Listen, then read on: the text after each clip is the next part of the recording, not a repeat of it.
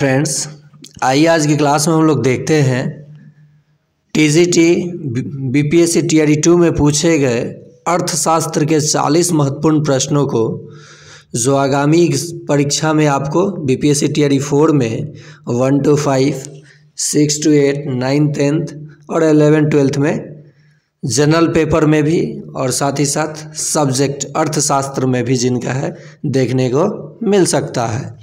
इससे पहले मैं इसका हिस्ट्री, ज्योग्राफी, पॉलिटी करा चुका हूँ, जिसका लिंक डिस्क्रिप्शन बॉक्स में दे दिया हूँ, और बीपीएससी टीआरई 3 का भी कराया हूँ जो प्लेलिस्ट में है, उसका भी लिंक आपको इस वीडियो के डिस्क्रिप्शन में मिल जाएगा।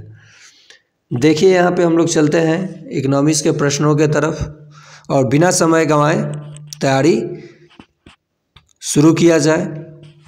पहला प्रश्न है, वर्ष 2022-23 में भारत के प्रति व्यक्ति शुद्ध राष्ट्रीय आय वर्तमान कीमतों पर कितनी थी। माने ये 2022-23 में भारत की प्रति व्यक्ति शुद्ध राष्ट्रीय आय, तो अब 23-24 वाला देख लीजिएगा। तो पहला प्रश्न का उत्तर हो जाएगा ऑप्शन सी, 1,72,000। नेक्स्ट है, भारत में बेरोजगारी का अनुमान लगाने के लिए किस अवधारणा को राष्ट्रीय नमूना सर्वेक्षण संगठन द्वारा विकसित किया गया। तो इसका सही जवाब हो जाएगा, देखिए ऐसे बड़े बड़े प्रश्नों का जवाब ऑप्शन डी ही ज़्यादा चांस होता है। सामान्य स्थिति बेरोजगारी, वर्तमान साप्ताहिक स्थिति बेरोजगारी और वर्तमान दैनिक स्थिति बेरोजगारी। नेक्स्ट देखते हैं, भारत में पहले चरण में कौन सा गरीबी उन्मूलन कार्यक्रम शुरू किया गया। तो 3 का आंसर हो जाएगा ऑप्शन नंबर ए, एकीकृत ग्रामीण विकास कार्यक्रम। थोड़ा तेजी से करेंगे हम लोग ताकि आपका समय भी ना लॉस हो। इसमें समय लॉस नहीं होता है स्टडी में, ठीक है। NFHS 5 सर्वेक्षण के अनुसार भारत में किस राज्य में सर्वाधिक बहुआयामी गरीबी थे। तो इसका सही जवाब हो जाएगा ऑप्शन नंबर बी, बिहार में। भारत में बहुआयामी ग्रामीण गरीबी का प्रतिशत भाग 2019-21 में क्या था। तो इसका सही जवाब हो जाएगा ऑप्शन ए, 19.28%। भारत में बहुआयामी गरीबी में सुधार का क्या कारण है। तो इसका सही जवाब हो जाएगा ऑप्शन नंबर डी, उपर्युक्त में से एक से अधिक।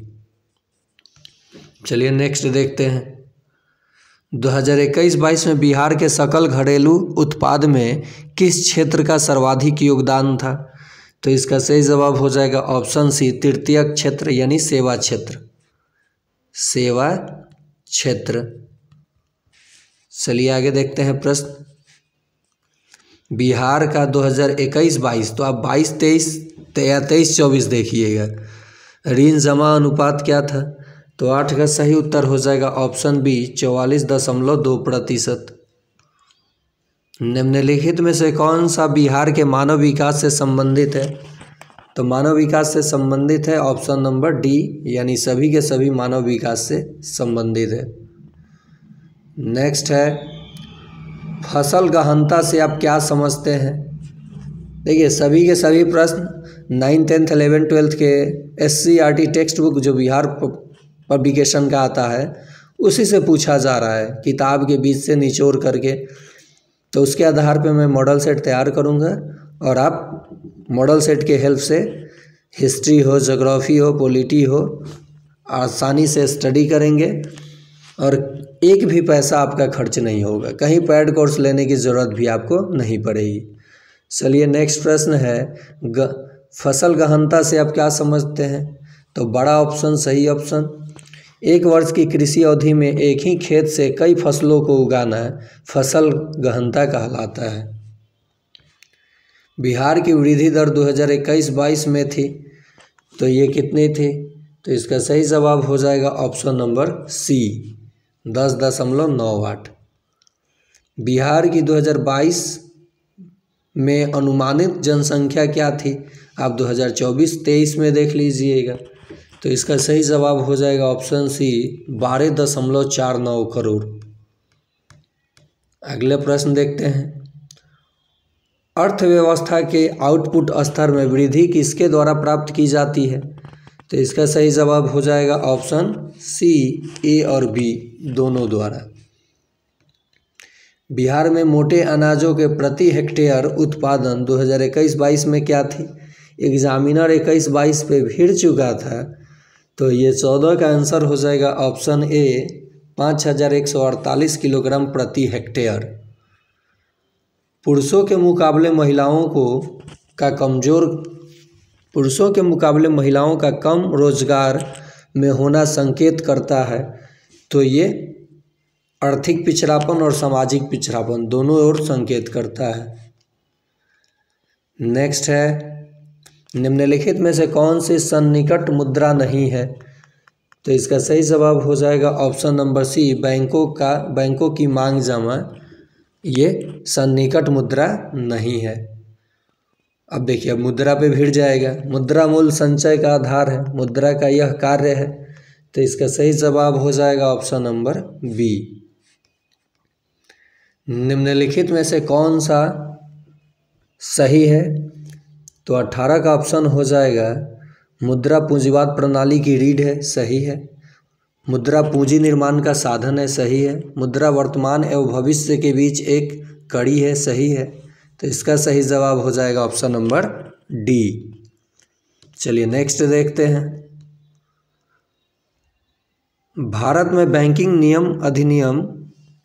नियमन अधिनियम किस वर्ष में बनाया गया? तो 19 का सही जवाब हो जाएगा ऑप्शन नंबर सी।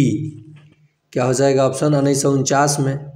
वैश्वीकरण की दिशा में पहला कदम था, तो वैश्वीकरण की दिशा में पहला कदम क्या था? तो सभी ये तीनों के तीनों पहला कदम था, तो इसका सही जवाब हो जाएगा ऑप्शन नंबर डी। निम्नलिखित में से वाशिंगटन सहमति का मुख्य उद्देश्य क्या था? तो इनका मुख्य उद्देश्य था राज्य के स्वामित्व वाली कंपनियों का निजीकरण एवं उदारीकरण। भारत में उदारीकरण का जनक किसे कहा जाता था 1991 में? तो वो डॉक्टर मनमोहन सिंह को, जिनका भी हाल ही में देहांत हो चुका है। राष्ट्र के लोगों के कौशल, विशेषज्ञता और ज्ञान में निवेश को कहा जाता है, तो इसका सही जवाब हो जाएगा ऑप्शन नंबर बी, मानव पूंजी निर्माण। नेक्स्ट है, विश्व उपभोक्ता दिवस कब मनाया जाता है? तो विश्व उपभोक्ता दिवस मनाया जाता है 15 मार्च को। उपभोक्ता संरक्षण अधिनियम 2019 में उपभोक्ताओं के विवादों के निवारण के लिए कितने स्तर की प्रणाली की कल्पना की गई? तो 24 का हो जाएगा ऑप्शन नंबर सी, त्रिस्तरीय। निम्नलिखित में से कौन सा सहकारिता का सिद्धांत नहीं है? तो सहकारिता का सिद्धांत ऑप्शन बी सही नहीं है, वोट देने का अधिकार। नेक्स्ट है, निम्नलिखित में से भारत में कृषि साख समितियों का निम्न स्तर कौन सा है? तो 26 का उत्तर हो जाएगा ऑप्शन ए, प्राथमिक कृषि साख समिति। चलिए आगे देखते हैं प्रश्नों को। मानवाधिकार आयोग की स्थापना कब हुई? तो इसका सही जवाब हो जाएगा 1945 में। भारत में सहकारी बैंकों को पुनर्वित्त की सुविधा कौन देता है? तो इसका आंसर हो जाएगा नाबार्ड। नेक्स्ट है, भारत में मानवाधिकार संरक्षण अधिनियम कब पारित किया गया? तो 29 का सही जवाब हो जाएगा ऑप्शन ए, 8 दिसंबर 1993 को। महिला अधिकारों को मानवाधिकार के रूप में किस संयुक्त राष्ट्र संघ के सम्मेलन में मान्यता दी गई? तो इसका सही जवाब हो जाएगा बीजिंग, वियना। अगला प्रश्न है, निम्नलिखित में से कौन सा कथन सही नहीं है? तो 31 का सही जवाब हो जाएगा ऑप्शन नंबर बी। चलिए 32 की ओर बढ़ते हैं।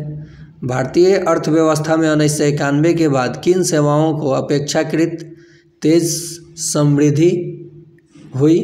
तो व्यावसायिक सेवाएं, संचार सेवाएं, बैंकिंग सेवाएं। तो 32 का जो आंसर हो जाएगा वो हो जाएगा बी, संचार सेवाएं। 33 का देखते हैं। हाल ही के वर्षों में भारतीय अर्थव्यवस्था के सेवा क्षेत्र में तेजी से समृद्धि का मुख्य कारण है। तो इसका सही जवाब हो जाएगा 33 का ऑप्शन नंबर डी, तीनों के तीनों समृद्धि का मुख्य कारण है। आगे देखते हैं।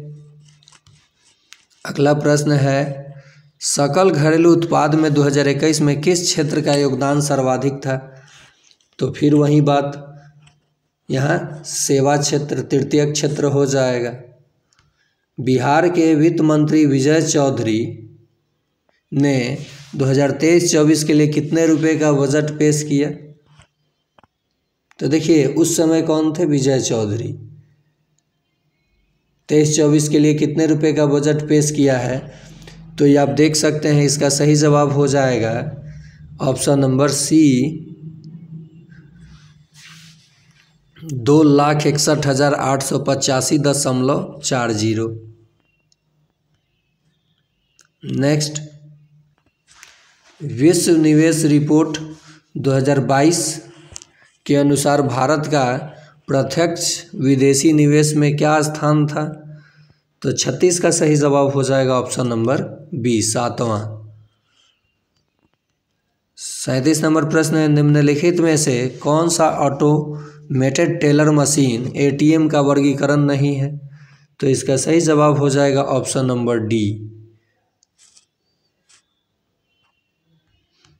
चलिए आगे देखते हैं। निम्नलिखित में से अमेलित को बताइए। अमेलित को बताना है। तो 38 का सही जवाब हो जाएगा option C, reserve bank of India. वाणिज्यिक बैंक सामान्य रूप से ब्याज नहीं देते हैं, तो ये ऑप्शन ए हो जाएगा, मांग जमाओं पर।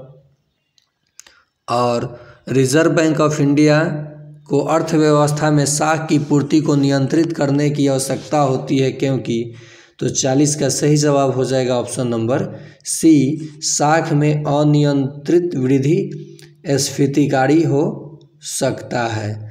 तो ये था इकोनॉमिक्स के 40 महत्वपूर्ण प्रश्न, और इससे पहले मैं हिस्ट्री, पॉलिटी, ज्योग्राफी इसका करा चुका हूँ, जिसका लिंक डिस्क्रिप्शन में मैं आपको दे दिया हूँ। डिस्क्रिप्शन बॉक्स चेक करके आप देख सकते हैं। और प्रीवियस गणित हो, विज्ञान हो, 6 to 8 का हो, 1 to 5 का हो, मैथ कैसे बनाना है, जनरल पेपर कैसे तैयारी करना है, उसका प्लेलिस्ट में बना चुका हूँ। और प्लेलिस्ट में बहुत सारा वीडियो है, जिसका लिंक आपको इस वीडियो के डिस्क्रिप्शन में मिल जाएगा। आप वहाँ जा कर के देख सकते हैं। आज के लिए इतना ही।